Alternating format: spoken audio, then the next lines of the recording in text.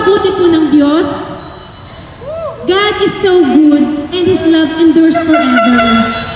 Nag-pray ko sa Lord, sabi ko, Lord, by your stripes we will heal. My son will heal.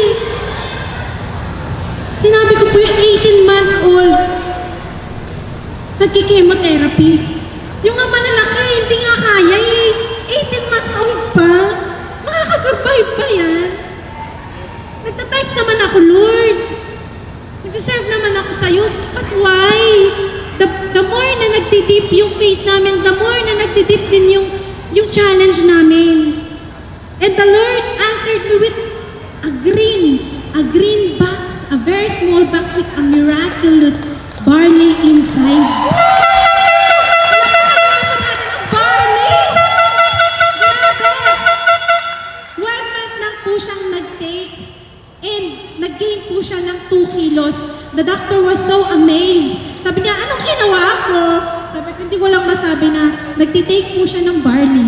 Kasi ayaw nila na nagtitake ka ng something organic. Kasi one time sabi ko, mag-ano po ako, yung mag-juice ako ng carrots, ng broccoli, para magkaroon naman siya ng mas strength pa, hindi lang yung chemotherapy. Sabi ko sa kanya, no.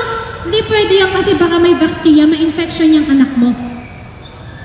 So, ayaw nila, pero ako, mother knows best. So, binigay ko sa kanya yung green barley. At first, ayaw niya. So, choco barley. Pero, alauna, nasanay na siya sa lasa. Nilalagyan ko siya ng honey. And after that, nag-gain siya ng 2 kilos na amaze yung doctor. So, huwag niyo pong kakalimutan na ang Diyos, kahit dumaraan po tayo sa matinding pagsubok, akala natin hindi na tayo mahal ng Diyos, pinaparusahan tayo ng Diyos, pero hindi. Ginamit niya to para sa mga oras na to nandito ako ngayon.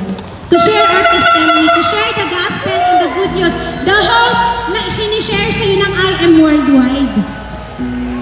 After 2 years ng chemotherapy, let's see ano pong nangyari sa anak ko. This is it!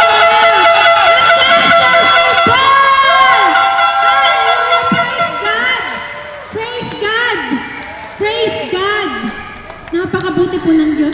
Imagine mo, yung batang akala mo mamamatay na, nagkaroon pa ng second life. At ang batang ito, napakadami pong nai-inspire, napakadami po natutulungan worldwide. Saan man po ako magpunta, sinishare ko yung good news ng barley, sinishare ko yung good news ng Diyos.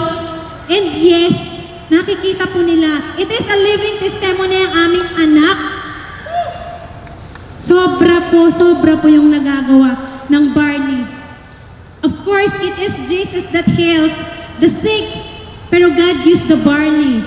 Instrument po siya para yung lahat ng may sakit karamdaman magkaroon ng lunas. Amen po? Hallelujah. So, after po na hindi na po ako nagdalawang isip na gawin yung business.